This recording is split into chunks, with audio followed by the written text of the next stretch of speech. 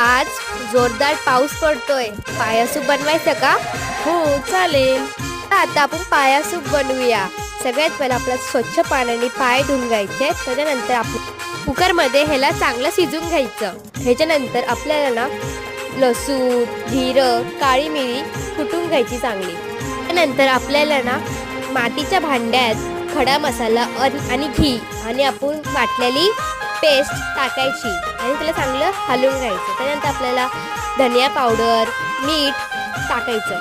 त्यानंतर आपल्याला आपण शिजवलेले पाया सूप ते टाकायचे. टाकायच्या नंतर आपल्याला त्यावरती कोथिंबीर टाकायची आणि चांगलं हे बॉईल होऊन द्यायचं आणि नंतर हलवायचं. हलवायच्या नंतर ना थोडंसं अजून बॉईल करायचं बारीक गॅसवर. बॉईल केल्यानंतर आपल्याला आपलं पाया आणि हे खूप टेस्टी लागतं. बाय कोहली स्वाद.